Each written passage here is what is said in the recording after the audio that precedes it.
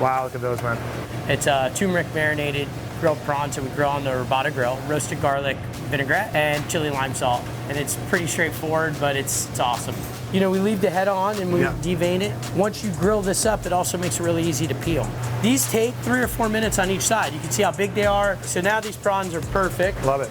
This is just whole butter, and you're probably like, why are you just brushing the shell? Seafood, butter, best friends, right? They are. In order to get this to stick, I need that butter. You need the glue. And this will stick to your fingers too, right? It's like cheesy proof dust. Exactly. Big flavor, high acid, high chili, really bright. And this is the thing.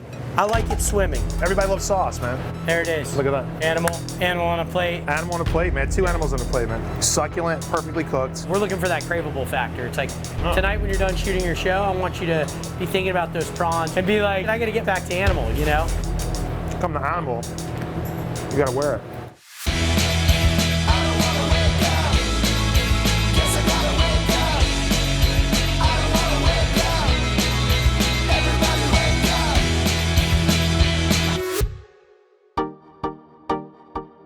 Teams, let's get the finale of the Gold Coast season kicked off right with a luxurious wine-inspired cooking challenge. Are you guys ready to get cooking? Yeah. Let's go. This is for us. Yeah. Hey everybody, welcome to the Extra Mile. We are here in gorgeous Malibu, California at the Rosenthal Winery in the States. Los Angeles, California, one of my favorite food cities in America, no doubt about it. I've also got a lot of really good friends here I've known over the years. Tim Hollingsworth specifically, he's got a restaurant called Odeum in downtown LA. We're gonna go stop by and say hi. I love it, it's fantastic. I wonder how the teams are doing. Do you think they're doing okay? I think they're doing great. Well, brother, congratulations on this, man. Thank you. You were the executive chef of the French Laundry up in Northern California, and that's where we became good friends. Yeah. So we're gonna look at 2 dishes today, right? Yeah. What are you gonna make? So this dish is something that's been on the menu from day one. So there's a beef tartare dish made with muhammara. Muhammara is a walnut, pomegranate molasses, and Aleppo pepper mixture. Moving down here, my wife is Lebanese, so my eyes were open to this kind of cuisine, which I didn't really have a lot of experience with. It almost tastes like baklava in a way, like you kind of get in the meaty, nutty mix to this. So I'm just seasoning it with a little bit of salt, pepper, Aleppo pepper, lemon juice, and then olive oil. Yeah. I really wanted to do something that was very different when I came down here. That wasn't like, oh, Tim Hollins was opening up, you know, the French Laundry in LA. Sure, sure. I really wanted to stand on my own. A little bit of mint, lebna, which is a strained yogurt. Garnish it with a little bit of micro mint. And you guys grow this stuff in your garden? You guys have a big garden upstairs too, right? We grow all this in the garden upstairs, which is really nice. Look at that. Wow, that's beautiful, man.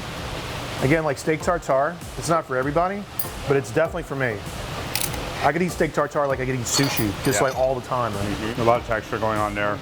The lebna, the brightness in the mint, the little spice from the Aleppo pepper. Yeah. Layers and layers of texture and feeling and temperature contrast and all this kind of stuff. It's so delicious, man. Yeah, thank you. Okay, all right, cool. It's our appetizer. What do we got? What do we got next? We got corn agnolotti, street corn. You're in LA, so we got to do street corn. But as a pasta. Yeah, as a pasta. This is corn stock. So we actually made a corn stock, and then we have our corn kernels in here, of course. To me, this is all about the sweetness of the pasta. Corn has like sugar that I think is just delicious. And then we're going to season it with lime juice, a little bit of lemon salt, cotija cheese. Yep, classic. Chili oil. We use a little bit of guajillo chilies here. We use a little bit of chili de arbol. There's a little bit of onion in there, a little bit of garlic in there, just to give it a depth of flavor. Yeah. The cilantro is going to give you the pops of the herbaceousness. Get in there. Chef, that's beautiful. That's a dream. It's light as a cloud. And you kind of get that sensation of corn. Yeah. And all those flavors start to kind of swirl around. Yep. And start to dance around, and you just get it right away. I remember having a conversation with you when you were like, listen, I'm a kid from Houston, Texas. Yeah. I love barbecue, and I just want to go to LA and just do this like kind of big, smoky, meaty thing. Yeah. Right? And then and look at you now, man. It's approachable food at the highest level of execution. Yeah. It's not food that's inconceivable. Yep. It's food that's familiar.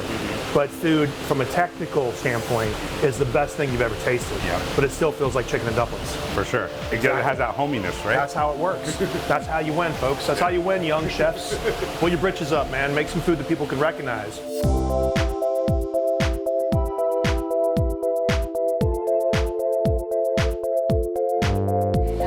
Hi. Hi. How you doing? Good. How are you? I'm good, good. I want to take some ice cream for a wrap party for a television show. We're shooting the Great Food Truck Race. Oh, awesome. Can I try some stuff? Absolutely. Our most popular one is our corn almond. It's made with almond milk. It sounds a little wacky, but No, it sounds delicious. it's delicious. Sweet from the corn, nutty from the almonds. Yep. Really, really creamy. Will soft serve travel well?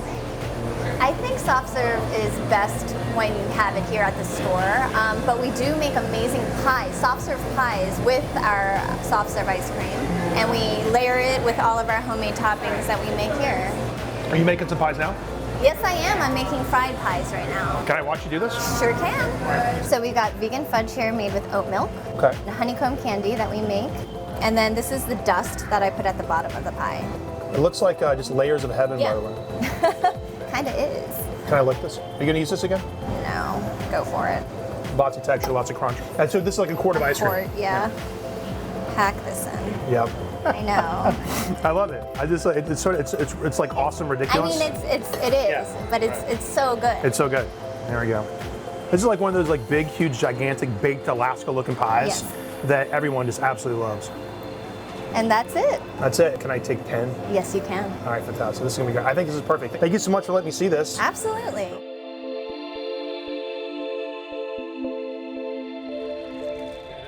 Right. Who wants some ice cream? Hungry? You want some ice cream pie? Yeah, come on in, man. Ice cream pie? Tyler for The president. whole thing? Yeah, look at for the rest of the crew or just me? I'm all about this. Look at that.